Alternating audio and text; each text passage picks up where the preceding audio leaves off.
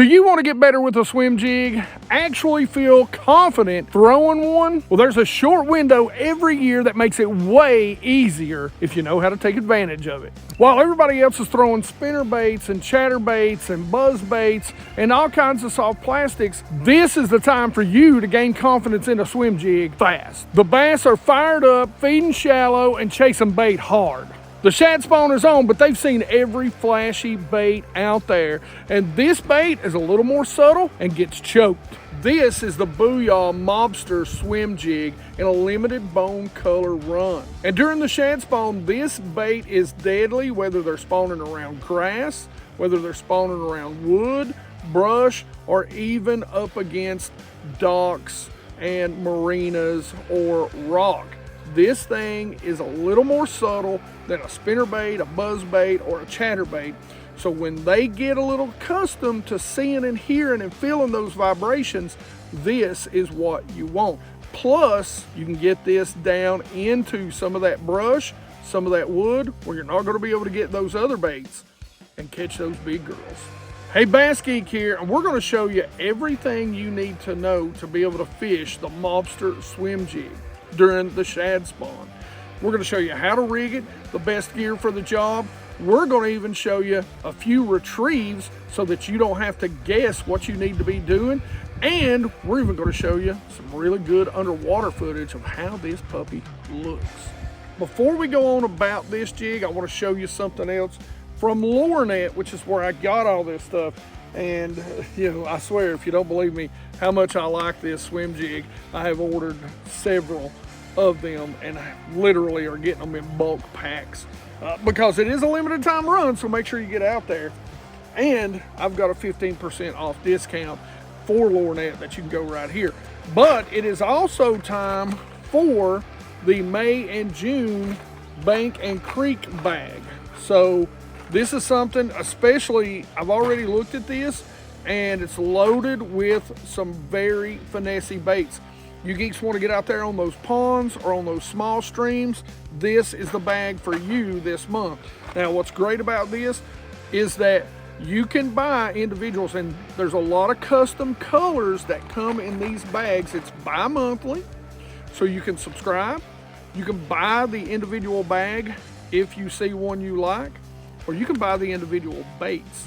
But again, I think they only make about 300 of the bags and then 300 of the baits if you want them individually. So we got some heading. Everybody knows I'm a huge heading, and here is a ultra light, I don't even know if this is called a tiny torpedo or an ultra light torpedo. Teeny torpedo, and this color is bullfrog. This is the Micro Pond Magic, and this is in pumpkin seed. This is the Catercrawler, and this is in Caterpillar Worm. So I'm not going to go through everything in this bag, but I mean, there's some really cool stuff. This is the Rebel Super Teeny We Are. Nice little crankbait, and this would be good for panfish, crappie. That's what's great about this bag. You can really catch them pretty much any species, and this is Tennessee shad. A lot of good Rebel stuff, and it comes with those keg heads. These are like even some micro neds. This is like a Catercrawler and a Rebel hopper. A couple other little crankbaits. This is a crick hopper and a bumblebug. This is a Jean LaRue hard head. So this is basically like a swing head. And to go along with that, they give you some Yum lizards. Check this out. This is Copper Creek. So if you geeks out there really are into that BFS sort of fishing, the new Rebel baits are something with the new Rebel colors are something that you really want to go check out. They're tiny, they're small. You're going to be able to go and have a lot of fun catching a lot of fish using these. Again, this comes out every other month. This is the May and June bag, and it's really set up to go catch a lot of different species of fish. I love this drop this time of year, and this year I've made sure I've loaded up on a lot of the different baits that they offer in the bone color. Now they offer, Yum has a crawl that I love to fish on this, but I forgot them at the house. So forgive me for that. I will put links in the description, and like I said, for the bag, for the jigs, anything on LureNet, I got a 15% off. It's good anytime, year round, doesn't matter. Make sure you use that so that you can buy some of these LureNet baits at a really good price. But before we get into talking about this, I want to show you something else that I really love and really worked for me last year. This is the Booyah Covert series. Now I do put a grub on this, and you'll notice I made a little bit of a change because I'm fishing ultra clear water. What I did is I bent this out and I took that kicker blade off. Sometimes the kicker blade is a good thing, sometimes it's just a little too much. And when I'm fishing around those smallmouth and they're feeding and you know it's that ultra clear water, I like to take that blade off. But what I love, these are high-end components on this Booyah spinnerbait. So it's got Hildebrandt blades, top end swivels. This thing is built incredibly well. Love that bone color skirt. It's a real fine skirt. So it's got a lot of pulsation, a lot of movement to it. And a few tweaks that I make to this is that sometimes, because again, I fish deeper lakes, these come, I think, in a 3/8 and a half ounce. And one of the things I'll do is I'll actually take this blade off and downsize it so that I won't get as much lift, which is another reason why I take that little kicker blade off. I don't get as much lift off that Colorado. So I can fish this a little bit deeper, because sometimes those shad and those bass are back off that bank and a little bit deeper. I can slow roll it and get to them. One of my favorite things is to put a grub on there. And you can see I've already beat the paint off this one almost. But when this little bait doesn't work, that's when I go to the Mobster. And let's face it, during the shad spawn, everybody's throwing a spinnerbait. They're throwing a spinnerbait, buzzbait, or chatterbait. And what I love about this is it's a lot more subtle. Now it comes through grass real well because you can see how the head is designed. It's actually flat on the bottom, so it'll actually sit on bottom. You can stop it. It actually has a wide head, so it comes out and widens out where the eyes are, which when coming across wood keeps it from rolling, which keeps it from getting hung. The eye hook is vertical and turns slightly up, so the line tie is going to ride up and it's going to keep and protect your knot. So I always say tying a good knot is going to be important, but my opinion is tie a knot you're comfortable with, because a knot that you've got confidence in is always going to be a good knot. Now, I like to tie the pit seam. It's quick, it's easy. You just wrap it about 5 or 6 times, come through the top loop, cinch it down, slide it down, cut the tag in, you're good to go. So there's only a few trailers that I like to throw on a swim jig. This is one. This is a twin tail grub, and I'll put links in the description to get these.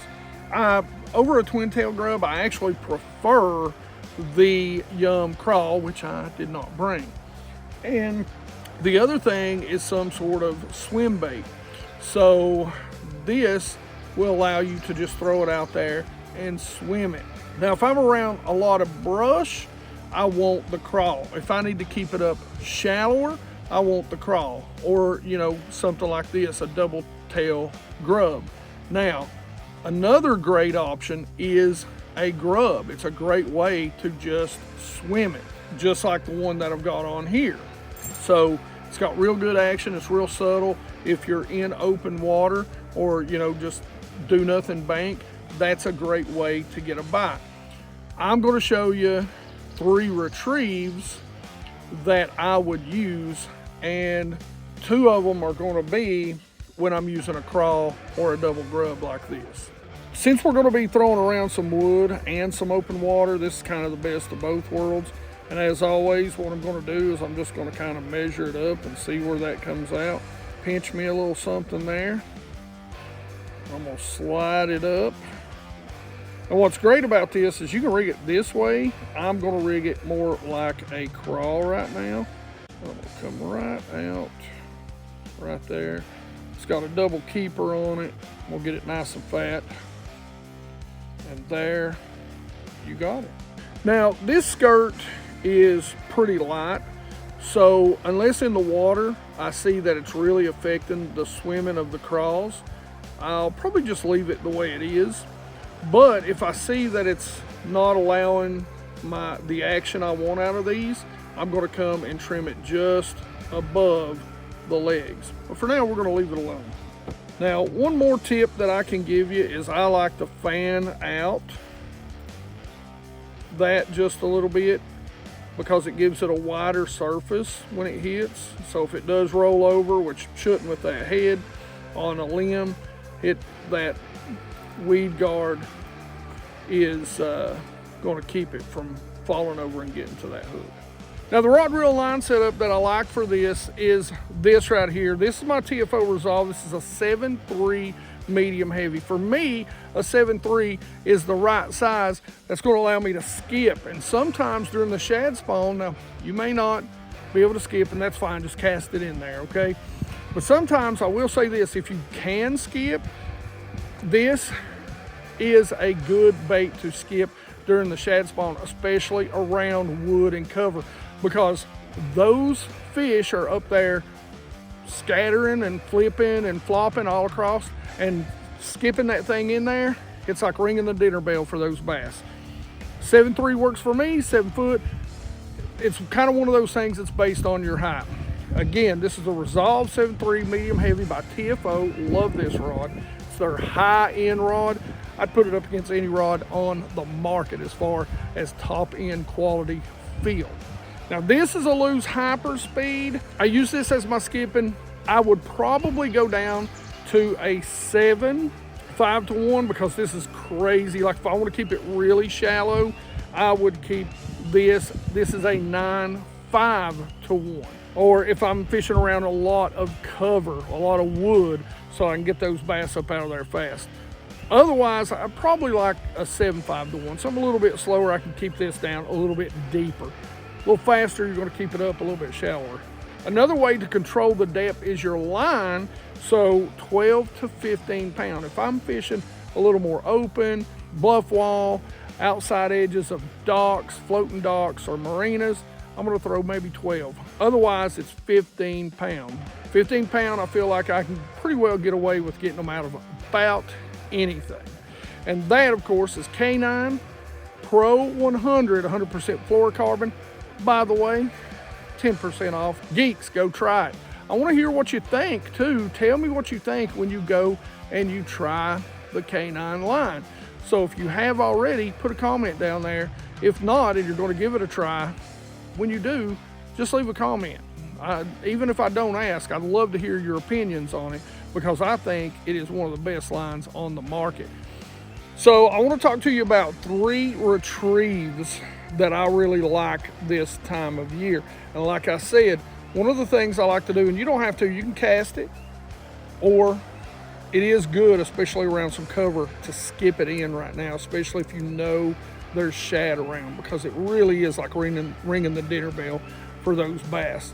But if you're not comfortable skipping just yet, make sure you go ahead and you cast. And I will tell you, being able to skip a jig, it is very important to have the right gear.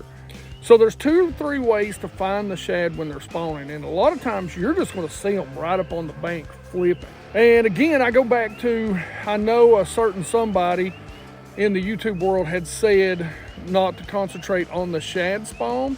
But if you're just fishing for fun and you're fishing the same lake, your home lake, a lot of times what I like to do and what I've done over the years is go out and find those areas where the shad spawn, and almost consistently every year they're going to come back to those areas.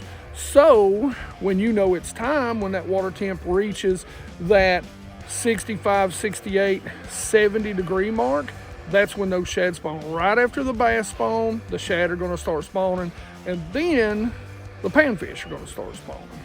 So it is actually an incredible bite you can take advantage of on your home lake if you fish it a lot at that time of year. Now, if you're a traveling pro, that's going to be a very hard bite to take advantage of, because the truth is you want to be out there right at daylight or just before to be able to take advantage of the shad spawn bite.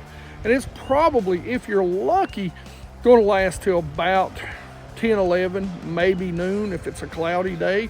which by the way is the best days to go. And this may be one of your best options for you bank anglers, because again, the shad are going to spawn on marinas, boat docks, riprap, certain types of grass, and they're going to spawn on rocks. Some of the shad, depending on, like if you got herring, they're going to spawn on those long shoals, those do nothing.